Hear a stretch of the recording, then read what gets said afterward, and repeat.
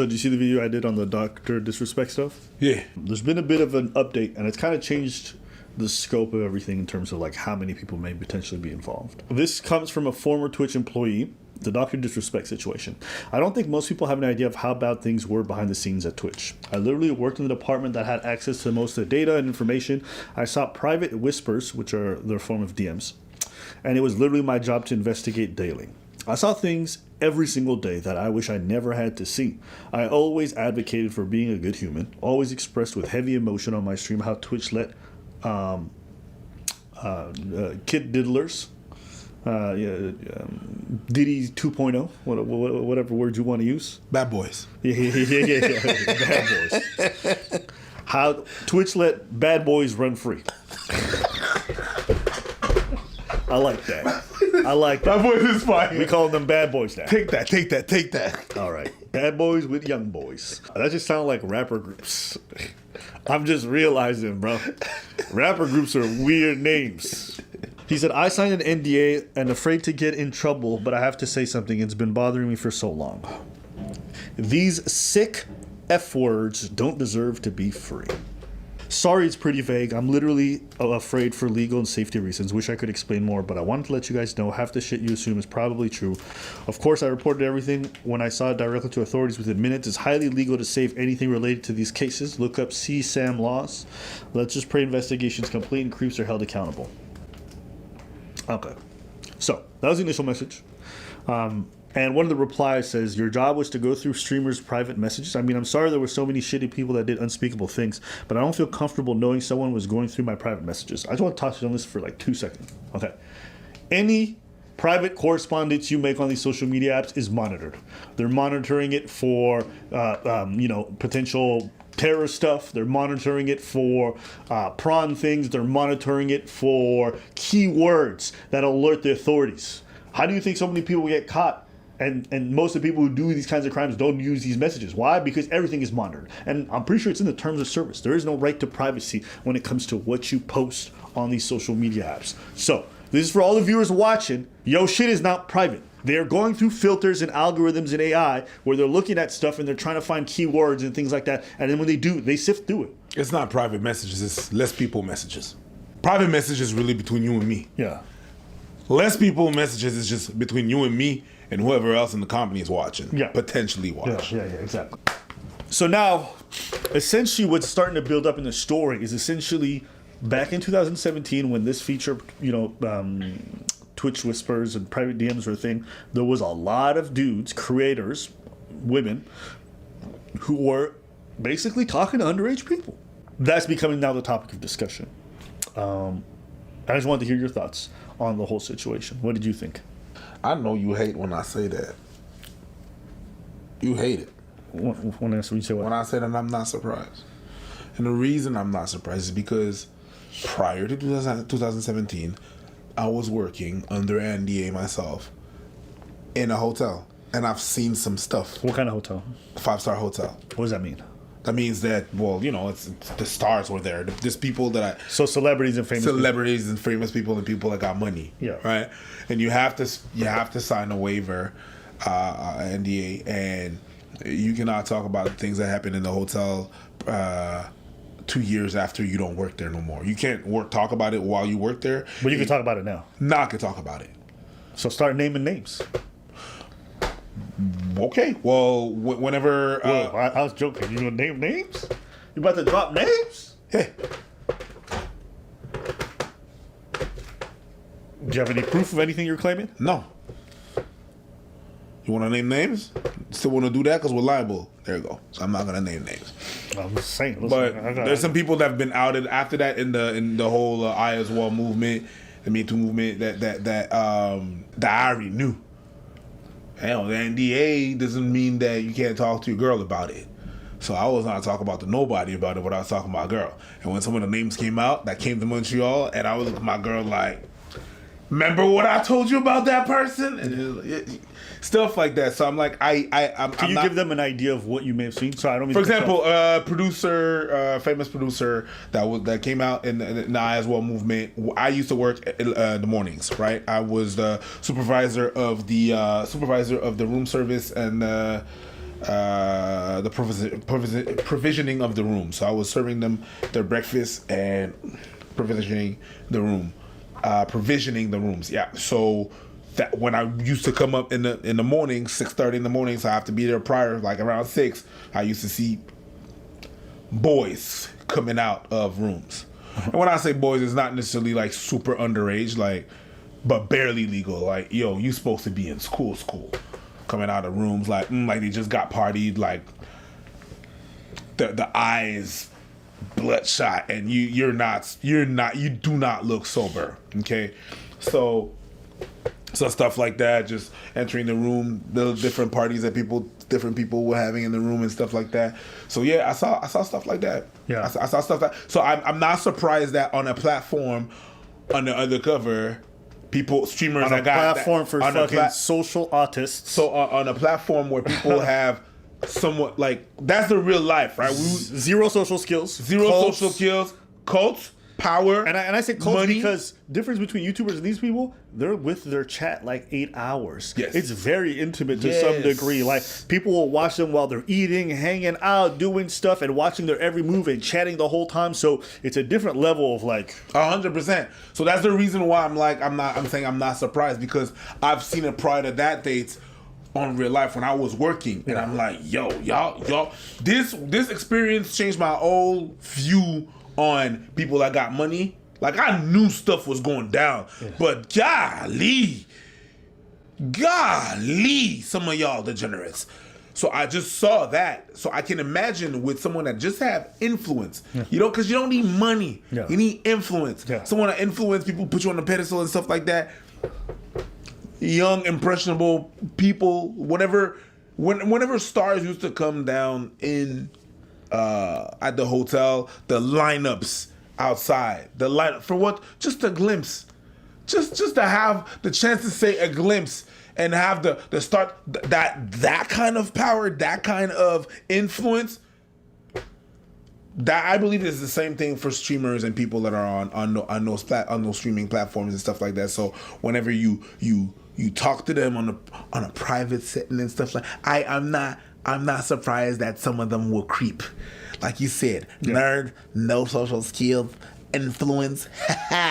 That's the recipe for that. Yeah. There's definitely going to be some creeps. Yeah.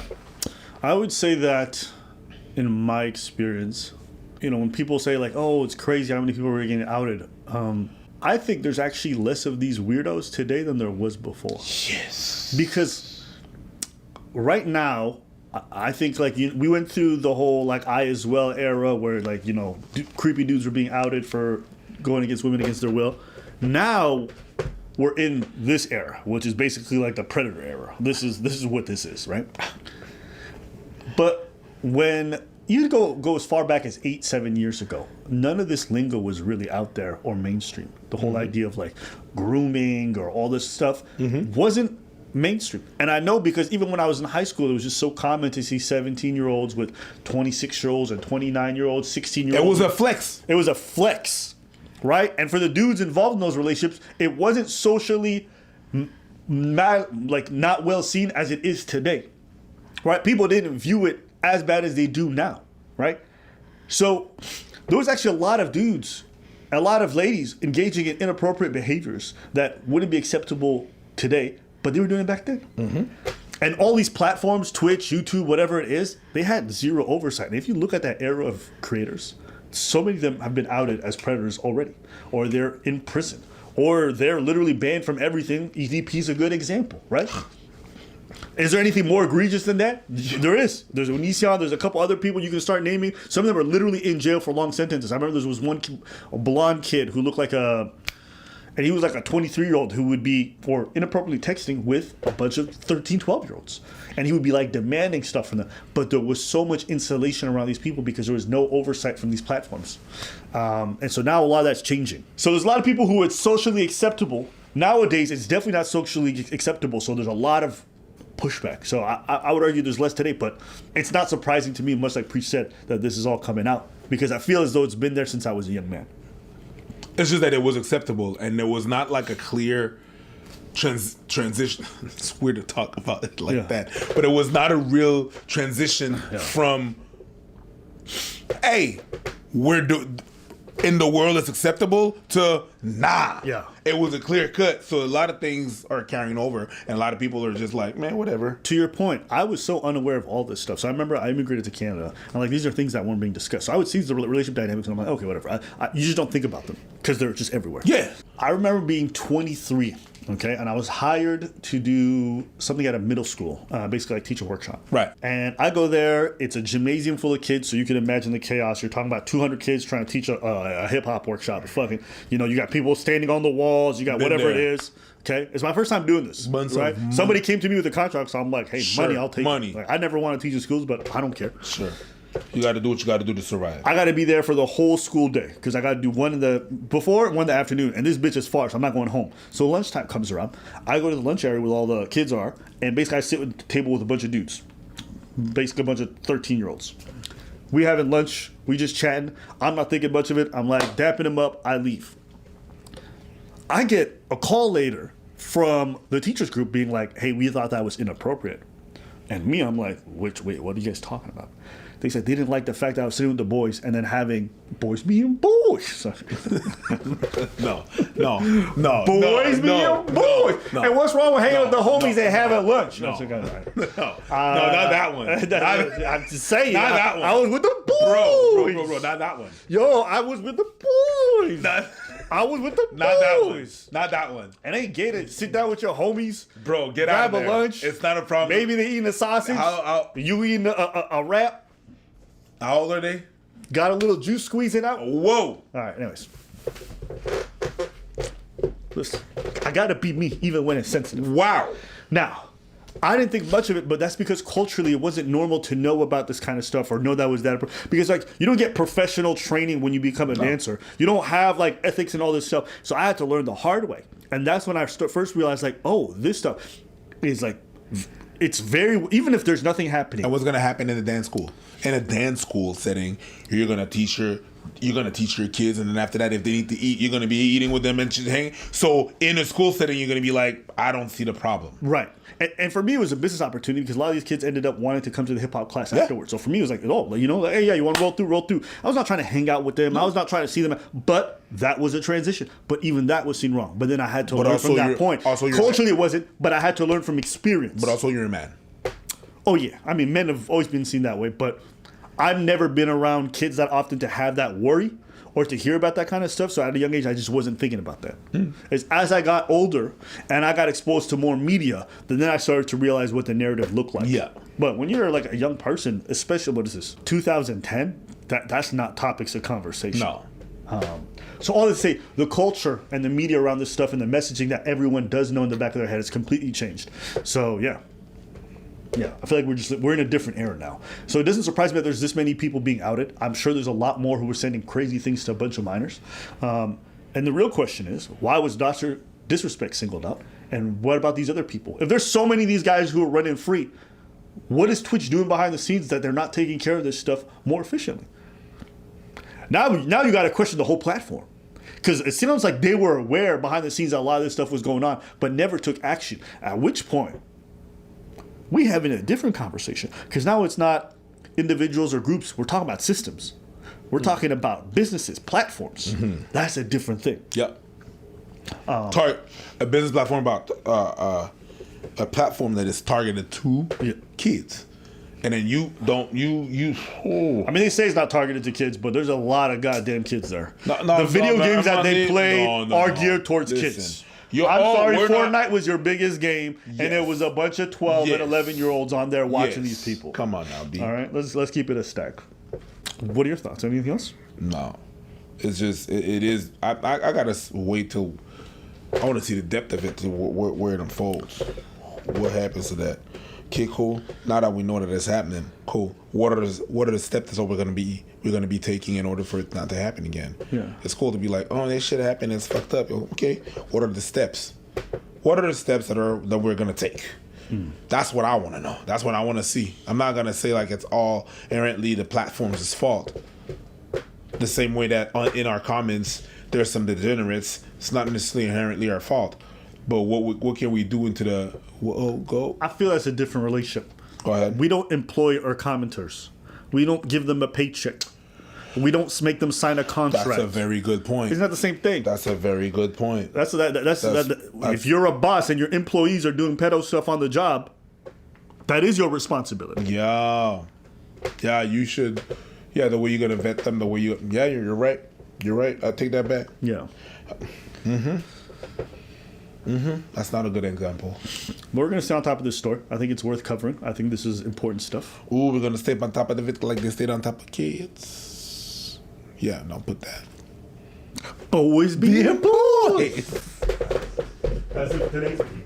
Also, we got a Discord where we're discussing a lot of these topics. We have research groups. So if you want to be part of the people who help us get some of this information out there, we'd love to hear from you. Also, we have a Reddit. Oh. Yeah, we be posting. We also be on there looking for new topics. So get on these platforms and be part of the community. We want to make sure things are more interesting so we can get more information. All right? Peace. Why did you get an email? Urgent 16-year-old interview. What is this? I remember Circle was like always on top of me, always trying to like hug me. I'm like this, and you'll see on my face like in the streams. I'm like, what the fuck? How old are you? 22. Oh! Hey, you inspired. Oh, you like to turn 18 in Whoa, for the fact that this email came to me right as I started doing this shit is really trippy. Ugh.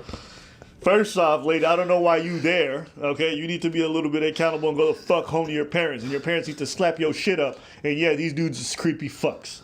Super weird. What was that? I would never hang around dudes making those kind of jokes out off. That's What was that? weird.